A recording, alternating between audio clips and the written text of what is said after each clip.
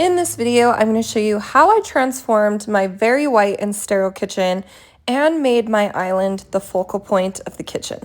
For this project, I made a lot of silly mistakes. Kind of felt like amateur hour even though I've been doing these DIY projects for years now.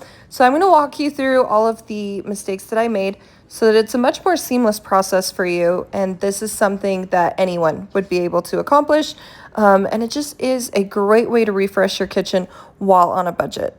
For paint colors, since I always get asked, I went with Accessible Beige for the cabinets up against the wall, and then Cracked Pepper by Sherwin-Williams for the island. For the island, I not only wanted to make it dark, so it was kind of the centerpiece of the room, I wanted to add some texture to it as well. So I got these cool panel boards from Home Depot, and they're not very expensive. I think it cost me $150 for the entire thing. So just FYI on that. And I just went through and measured the length of the island from floor to the top there, which nothing in my house is symmetrical, so it was different measurements from the left side clear to the right, and started securing these panels on one by one. But backing up a little bit, in order to cut these, I did use my miter saw. I don't have a table saw, and I feel like a circular saw, it would work, but it wouldn't be my first choice. And so I measured them, and then I would do one initial cut, and then I'd have to flip them over and do the other side cut, making sure that I was pretty lined up so that they weren't uneven at the top. These panels are 8 feet, so I was able to use each panel twice, and then I had an awkward amount left over. I was trying to think if I could use it for something else, and I just don't think it would work. So felt a little wasteful, but that's why I ended up having to go, I think, with like 15 panels or something like that to fully go all the way around. So once they were all cut out, I used a little bit of the Gorilla Glue for the wood glue, put that on the back, and then I just used my brad nail to secure it in 3 different places, top to bottom.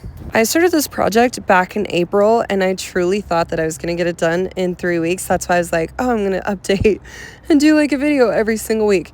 And it's now July, and I'm finally done with it, and I'm posting it. I ran into some hiccups and some health issues, but it's just comical to me how often I think that projects will not take very long, and they end up taking so much longer than I thought they did. So maybe one day I will learn and I will figure out how long projects are actually going to take me. I secured the panels on each side until I would run into a section that was going to need to have a specialty trim done. So I just wanted to do those all at the same time.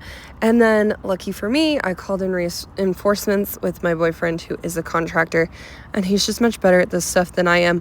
So he worked on those 3 weird end pieces while I went through and started filling in all of the nail holes with wood filler. I just used a tiny little spackle tool for this and would scrape in that wood filler. Then once it was all done, I went through with a rag, cleaned it off, and then I sanded it a little bit. But I did go through and sand it even more thoroughly afterwards so that it would take the primer and paint, and that's a whole nother situation that we're going to run into here in a minute. I do want to show, though, how he did these like special trim pieces in case you are doing this by yourself. So this one was pretty easy. It went all the way to the edge. So all you had to do was cut out that bottom corner. So he just traced it with a pencil, and then he took it outside, secured it with some clips, and then he used our multi-level oscillating tool with the blade. I love that tool, and I used it a ton when I was doing replacing the flooring in my basement, and so it is really easy to use. I feel like I could have done this myself, but just really grateful that he was willing to help me and do it for me.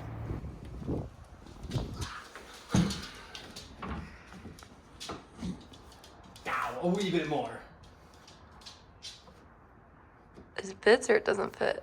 No, I'm just trying to get this. Oh, the outlet. Yeah, that needs to go like a nookie nook. Anyways, so those all got secured, and then I went through and sanded the front of all the cabinets, and I sanded the panels as well.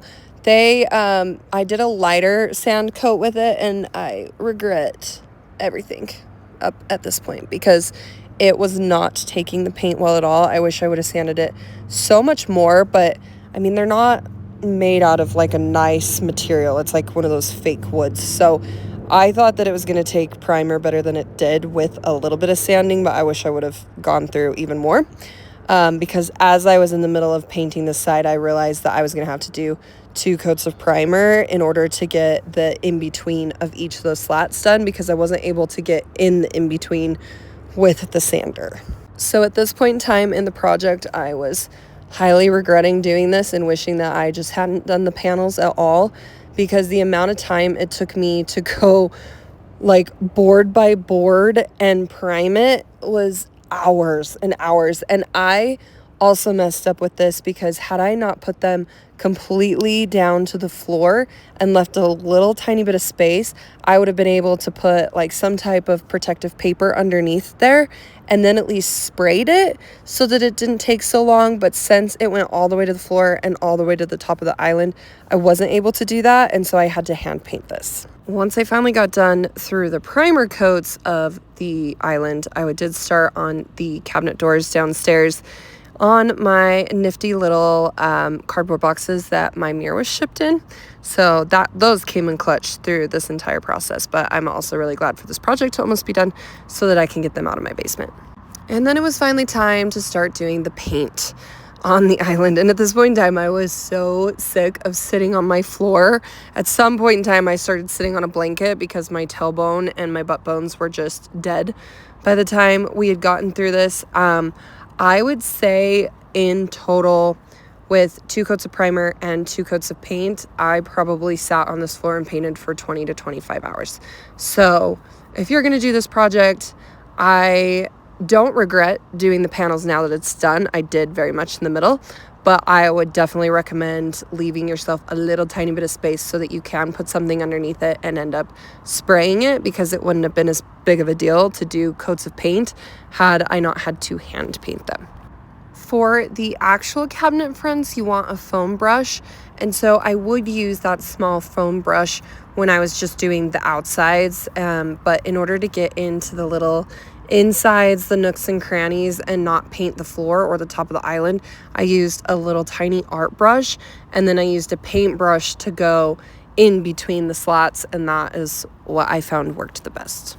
This is the point of every project where it's kind of scary, because it's way too late to turn back now, but it looks awful in the middle of it, and you're thinking, what have I done? I completely screwed my house up. I should have just left it how it is. But I can reassure you, every single time I've thought that in a project, by the time I got done, I actually loved it, and I feel like it really upgraded my house, and whatever project I've done, it's just made it look so much better. So after 4 coats of paint, many, many hours on my floor, this is the final product. I love how it turned out. I love the brass hardware up against the dark brown island. I'm really glad I didn't do black, because I feel like the dark brown is perfect color. And I also love the slats. You know, halfway through, I'm like, I should have just left it as it was. It would have been so much easier, which yes, it would have been, but I love the dimension that it adds to my house.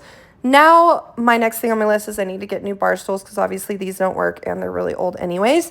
Let me know in the comments if you have any questions or if you do this project. Thanks.